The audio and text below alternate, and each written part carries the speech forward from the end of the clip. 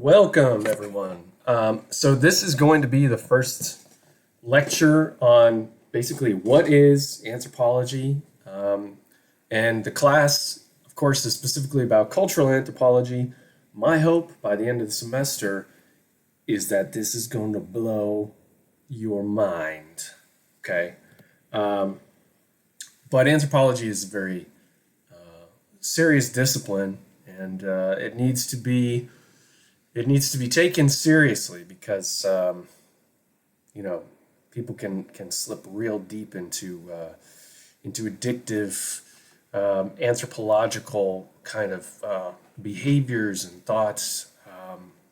As you can see here, there are many cases of concerned parents who find their children just really into anthropology. So be very careful because it can be quite addictive. On a more serious note, you'll find this cartoon here on the syllabus. I don't remember when I ran into it, but I think it's apt for anthropology because basically when you're looking at sort of the media or even respectable news outlets or things on Facebook, people really seem to clamor for very simple understandings of complex issues, and there rarely is such a thing. But people love simplicity. However, simplicity in terms of getting to the root of social questions and social issues is often misleading and wrong. So to find the right answer, it's going to be a much longer journey, and it's going to be a winding road. But if you're concerned about finding the correct answer or a more correct answer, oftentimes you have to put in the work to do that. And I think that that's kind of what, to me anyway, anthropology is about. It's about understanding human complexity. It's about understanding the world as it is today and not jumping to really quick and easy conclusions that sort of confirm the ideas that we already have. So that's why I've included that in the syllabus. So what is anthropology? Well, let's start with the word anthropology. Probably by now you have some clue, hopefully. But basically, the Greek roots of the word are anthropos, which is human, and logos, which is something like knowledge. So as with any ology, it's usually the study of something. So you could say anthropology is the study of humankind. Of course, that doesn't tell you too much because there's plenty of social sciences that study aspects of humankind. So what makes anthropology different? Well, some of the basic questions that anthropologists try to answer in different ways, or they approach different little parts of these questions, include, for example, who are we as humans? What is unique, if anything, about our species? What are we, whether it's biologically or in terms of how we view ourselves or view each other? Where do we come from? So you could take that from an evolutionary perspective, or in terms of oral histories, again, how people sort of view their origins in the world, either as individuals or groups. Why do we do what we do? So that's a question that obviously is studied by psychologists. It's studied by biologists. It's studied by economists. And anthropology has its own kind of approach and perspective on that as well. And in anthropology, as with other disciplines, but I think we're more uniquely positioned to try and answer this, we often want to know, what's the contribution of our biology, or of nature, if you will, or of our evolution in our behavior, for example, or our motivations, and what's the contribution of nurture, our environment, how we were raised, the influences we grew up under, the stresses that we're placed under. What do we as humans have in common, and why do we have that in common? Where are we different, and why are we different? So those are just some really broad stroke type questions that an anthropologist might attempt to answer a part of. Obviously, those are such huge philosophical questions that no one serious scholarly work is going to try and tackle that in its entirety. But that's just an example of the type of things we care about. So when we talk about nature versus nurture, as I mentioned before, we're really talking about evolution versus environment in terms of influences on our behavior. So one thing that not a lot of people understand outside of anthropology, I think, is that when you're talking about the environment, you don't just mean the weather or the landscape or the basic resources in terms of food and clothing and shelter. You're talking about all of the situational context around you that influences your what choices you have, what abilities you have, what constraints there are on you. And culture for humans is part of that environment. So that's an important thing to realize. So really when we're talking about nature versus nurture or evolution versus environment, we're talking about biology versus culture, or things that we can't control, like instinct, versus things that we can control. So our will, for example. So again, this can get very philosophical, but you can also approach certain aspects of it in a empirical, scientific way. And one thing that anthropologists will talk about a lot is plasticity. So, which essentially means the ability to change shape, right?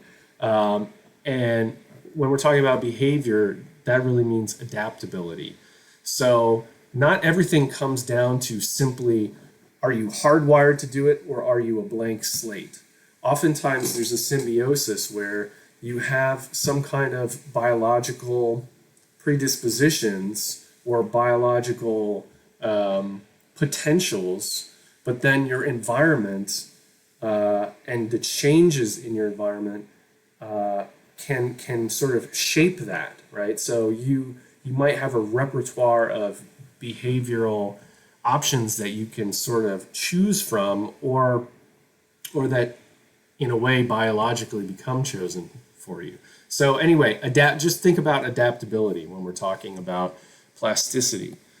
One thing that I think anthropology is really good at, and an important part of thinking anthropologically, is questioning your assumptions.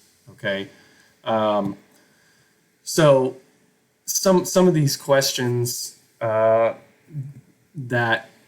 we all may have our own particular stance on from the get-go are humans inherently violent, right? Are we mostly are we do you have kind of a pessimistic view?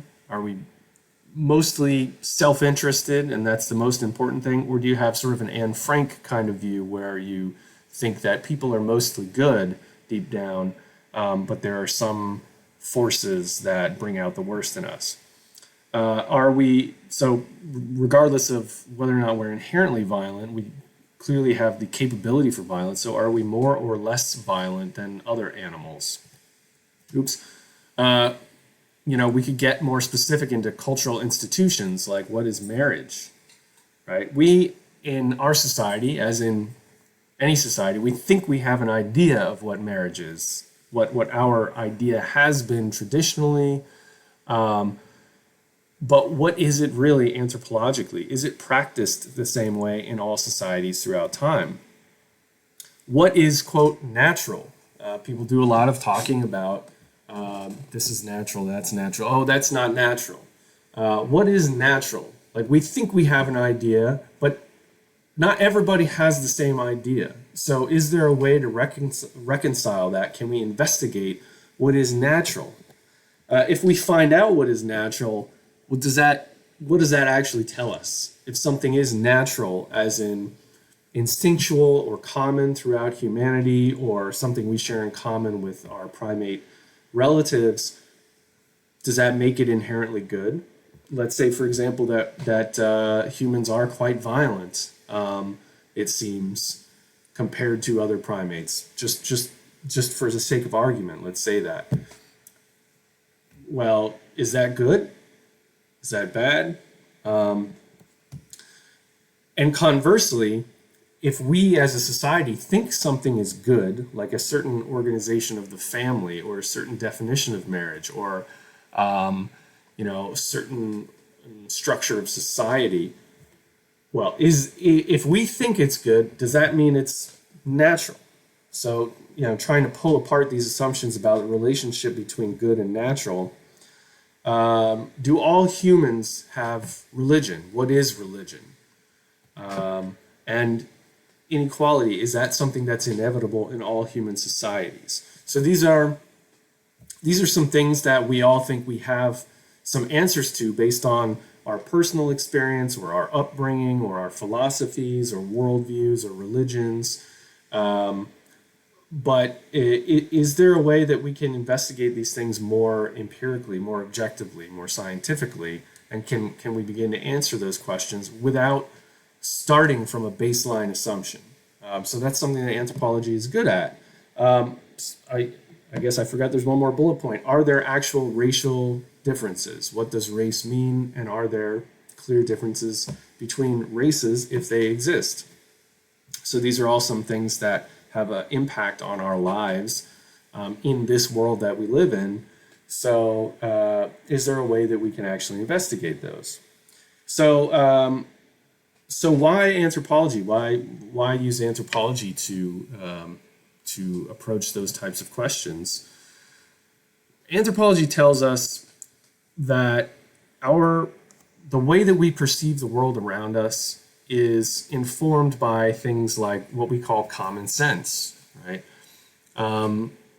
Not everything you think about the world is based on things that you learned in school, right? Not every assumption that you make is based on some sort of factual, objective reality. So common sense is made up of both things that we are explicitly taught or modeled, and also just our own experiences with the world. So those things, while they may help us in our day-to-day lives in some respects, can be quite misleading when you're trying to answer a question objectively, or compare things. Our place in the world and our view of the world is also informed by beliefs, whether those beliefs are philosophical beliefs, cultural beliefs, spiritual beliefs, political beliefs, economic beliefs, right? Our place is also informed by myths. And by myths, we as anthropologists don't mean fake or false or childish or anything like that. A myth is a narrative or some kind of set of beliefs or stories about our place in the world, right? It's almost like a parable, or it's something that is a statement of why things are the way they are. Okay. And our place in the world and our view of the world is informed also by our culture, right? And we'll talk in the next lecture about what exactly is culture. But suffice it to say, the influences and thoughts and shared ideas of the people that we're surrounded by, right? And all of these things are historically constructed, which means that if you were to go back 3,000 years ago, first of all, there would be no United States of America, but if you were in the same location 3,000 years ago and you could speak the language of the people who lived here, I guarantee you those people would not have the same common sense, the same beliefs, the same myths, the same culture as you or I have today. You don't have to go back 3,000 years. You can go somewhere else in the world. You could go to Canada. You could go to, something that seems so similar to our own society in a lot of ways in the United States. And they're going to have a slightly different perspective on things. You could go to Ukraine. You could go to Vietnam, right? Or you could go to somewhere in the Amazon. And you're going to get different perspectives, different common sense, different beliefs, different myths, different culture. So these things are informed by the history of a place and a people, right? Your common sense is based on interactions that you've had, things that you've observed, right? And that's going to differ from person to person and also from culture to culture, okay? So all of, basically, the way that we're perceiving the world around us is not strictly objective in the sense that how we interpret the input that we get is based on all of these things that are conditioned by history that came before us and the things that surround us right now. So that's why it's important to interrogate all of that and to look at the history and to look at the culture and how those things impact the way people view the world and experience the world. Because fundamentally, in order to do anthropology, you have to try to be objective. You have to try not to compare everything to your understanding of the world. And that can be very uncomfortable and that can be very difficult. So it should at times make you uncomfortable because part of doing social science means that you have to, at least in the moment, kind of give up your positionality in the world that you live in.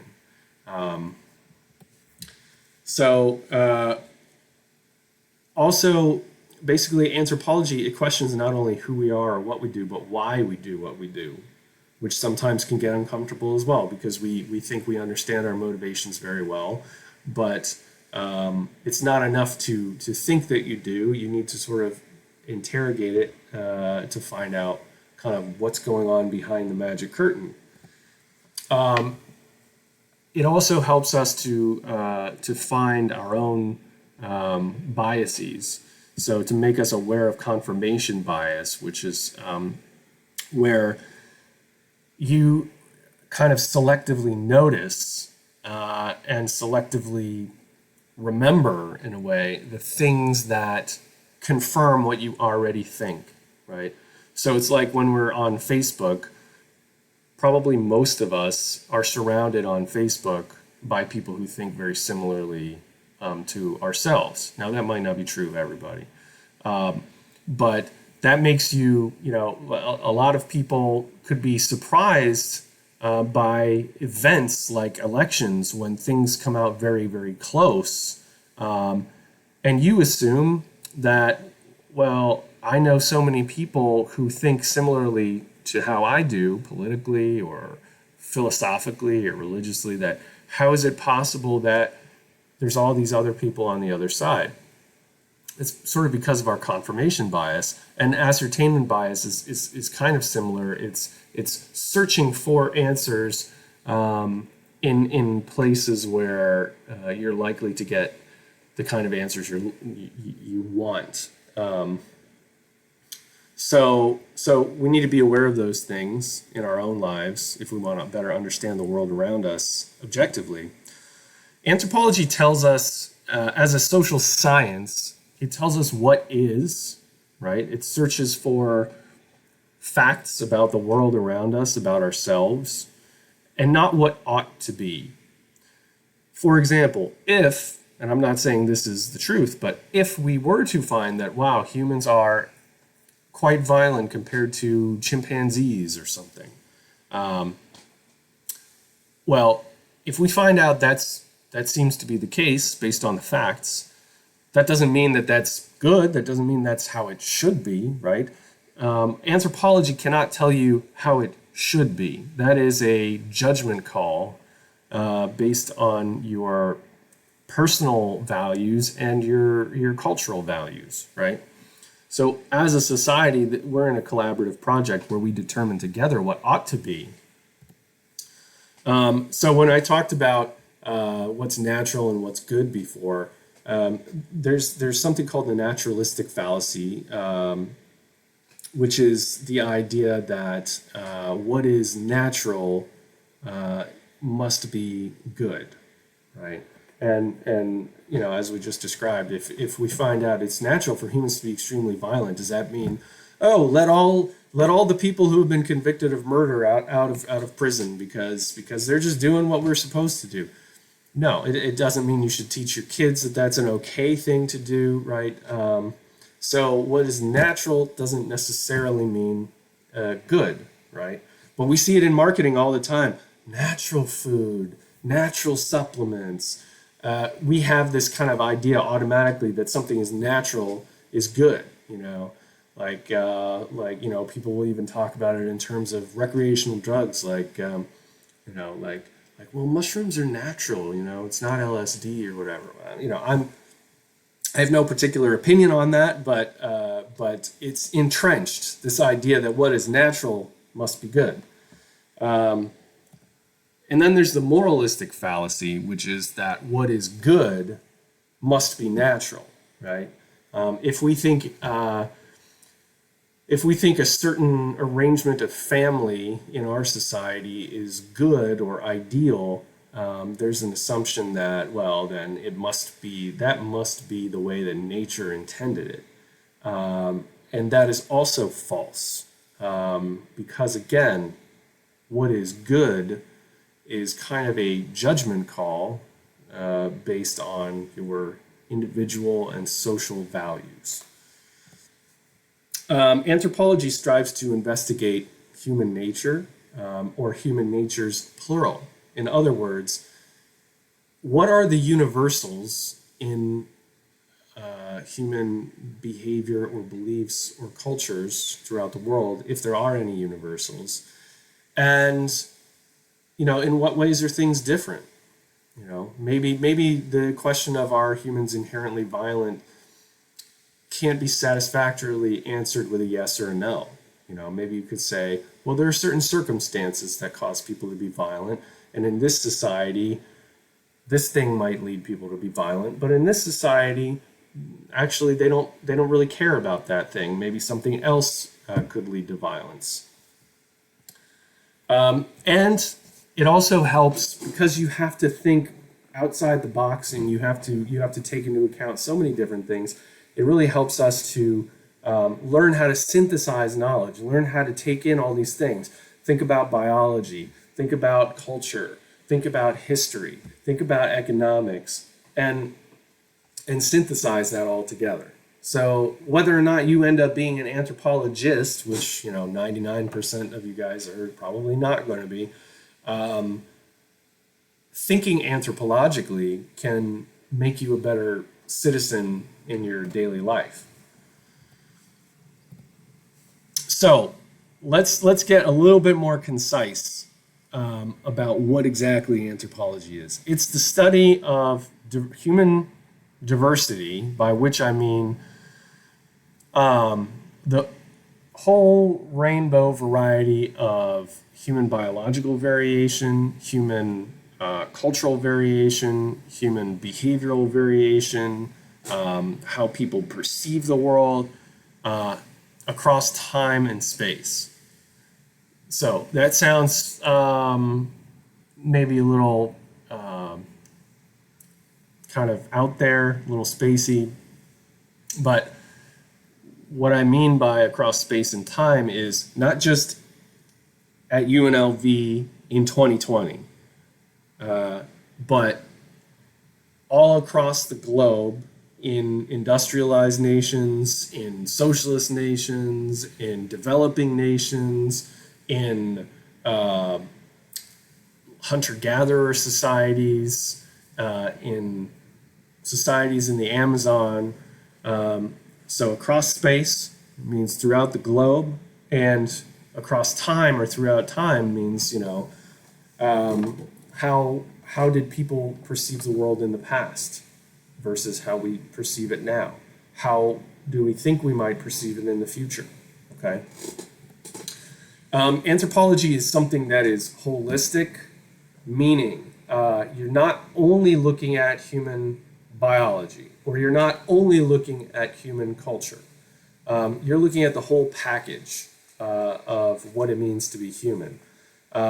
We tend not to view social institutions as separate from societies, right? So, for example, the sort of Western academic study of economics tends to view economic behavior as something that you can very easily separate from other things in society, like religion or marriage, or how we view our relationships with other people in our society. Anthropologists say that's not true.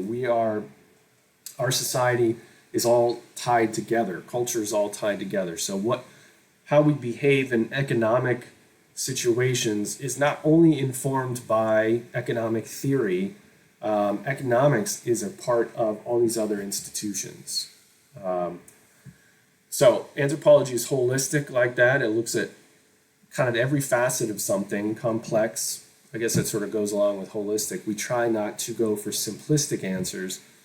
And intersectional, we look at how things like race and class and culture and religion might all kind of come together to impact people's possibilities or outcomes or behaviors, etc. It's comparative, which means that you can't only look at one society and think you've captured something like human nature, right? You have to, if you want to understand how a certain variable like resource availability impacts certain decisions people make, you can't just do it in one society. You have to compare it in different societies, because unlike other sciences like chemistry, you can't really go into a lab and run every different model of how things could go. You can't control all the variables for ethical reasons and for practical reasons like time and money and so forth. So because we are limited in our ability to control our scientific investigations in anthropology, we have to compare, and that helps us to control variables. And what's really important is that you're not just sitting at home and reading about something, you are out in the field. So as an anthropologist, someone who's doing this as a career, you're not only in the classroom teaching, you're not only in your office reading, you have to go out into the field to answer questions that you have. So if you're a cultural anthropologist, that means learning a language of a culture that you're studying, if it's not a language you already speak. That means meeting people, building relationships with people, living the life there so that you can take it all in, spending time there so you see how things operate year round in different seasons under different conditions. So it's important to actually experience in anthropology. There's something called participant observation and edict versus emic, which we'll talk about a little bit later when we talk about culture. Anthropology is biocultural and evolution based, which means, again, that we understand that people are influenced by their cultural environment, and they're also influenced by their biology, and there's an interplay between environment and biology. Thus, there's also an interplay between culture and biology. And so we view humans as being essentially cultural animals, right? So you cannot view human behavior completely separately from our biological constraints and resources, but you also can't see us as simple automaton machines who are behaving solely based on instinct, because part of our environment is cultural, right? How is it different from other social sciences? Well, some of the things we've covered already sort of give you an idea about that. Most of those other social sciences, sociology, psychology, economics, political science, they look at one or two aspects of human experience in isolation. So like I said before, like the economic, if you're looking at economic behavior, you might have an idea of humans as rational maximizers, meaning like we're doing calculations in our minds, like we want the most of something for the least amount of effort, and however we have to do that in different situations is what we're going to do. Anthropologists, again, look at all these things a bit more holistically. Sociology is similar to anthropology, but it tends to look at one society in one place and time, or even a subgroup of society in one place and time. It allows them to be a bit more quantitative and empirical. So it's just a different focus. It's a very sort of fine-grained, small-scale type of analysis versus a bigger, more holistic picture. So it depends on what questions you're trying to answer. So most of these other social sciences focus on weird societies. Now that's kind of a clever acronym. It doesn't mean what you think it means. It means Western, educated, industrialized, rich, and democratic.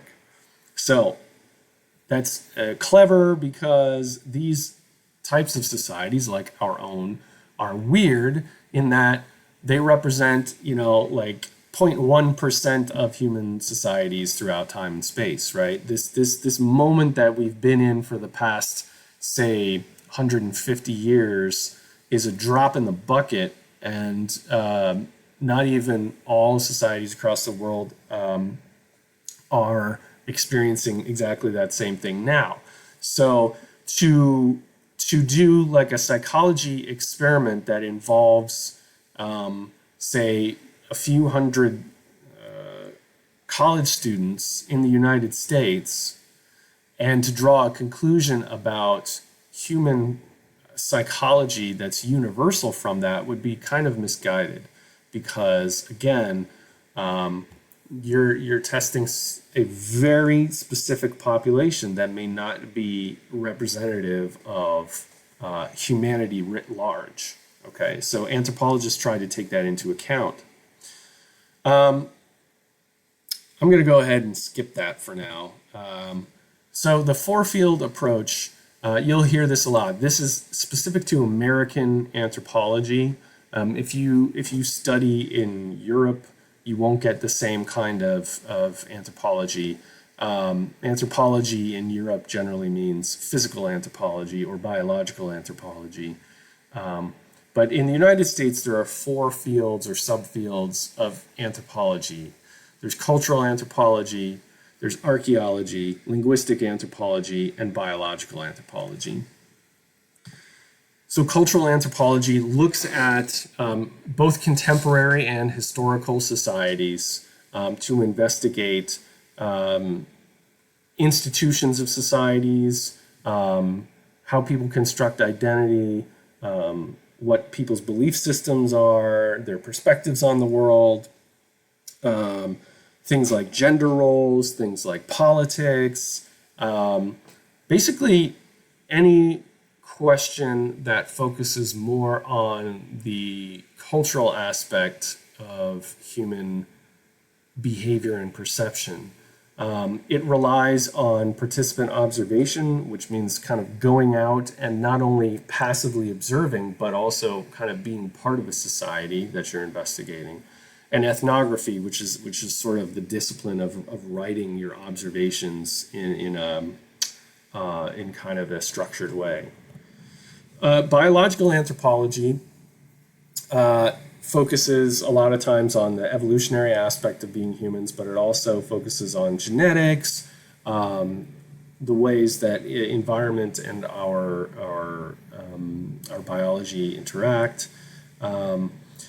And so Biological anthropology includes forensic anthropologists. We can talk about some of this more later. Bioarchaeologists, which is what I do, so studying human remains from archaeological sites. Paleoanthropologists, so studying our early sort of pre-human or proto-Homo sapien or pre-Homo sapien ancestors. It also includes people who study, say, nutrition in an evolutionary perspective. So there's a lot of different facets to biological anthropology. Archaeology, which is not about dinosaurs, okay? No dinosaurs. I know they're cool, but if you thought you were getting dinosaurs, you came to the wrong discipline. You're looking for paleontology. Archaeologists don't study dinosaurs. They study the material remains of past human societies, okay? So basically anything where there are cultural artifacts or remains of structures. So when we're talking about early human ancestors, like pre-Homo sapien ancestors, not Neanderthals per se, but that's more in the realm of paleoanthropology. Archaeology is more focused on things in the last, say, 60 to 80,000 years, just as a rough estimate, okay? Linguistic anthropology is different than linguistics because it's not just about the grammar or structure of a language. It's about what language can tell us about culture and how culture influences language. So you can see it in our own society, how you could look at our language and how it has developed and changed over the last 10, 20, 30 years. And you can focus on specific sort of social aspects of that. Like if you want to study how we talk about race relations in the United States, for example, you can see how the way that we talk about it, the words and phrases we use, the things that are acceptable, the things that are taboo, has changed, and that can tell you something about how we're processing this as a society. And you could also look at things like gender. How is language gendered? What is seen as a masculine way of speaking versus a feminine way of speaking? How do we play with that sometimes and sort of use that to communicate things? So it's all about how language and culture interact and how you can sort of read culture from language. Now, the last thing that I really want to go over right now is about science and the scientific method, because even though this is, again, not oftentimes the type of questions that anthropology is asking can't be answered quite in the same way as some kind of physics problem, right? It's hard to run experiments in the lab about the variety of questions an anthropologist might ask. Nonetheless, it is a scientific discipline in most respects. So it's important to understand the scientific method, and I know you're all somewhat familiar with it, but I need to make sure we have the fundamentals and kind of a quick refresher. First of all, you might hear me talk about epistemology. Epistemology means how you know what you know. How do you find the truth, right? Where does truth come from? How can you find the truth? So an example would be the scientific method, right? If you're looking for answers about COVID, about how does COVID attach to your cells, right? You can use the scientific method to run experiments in the lab and gather data and interpret that data.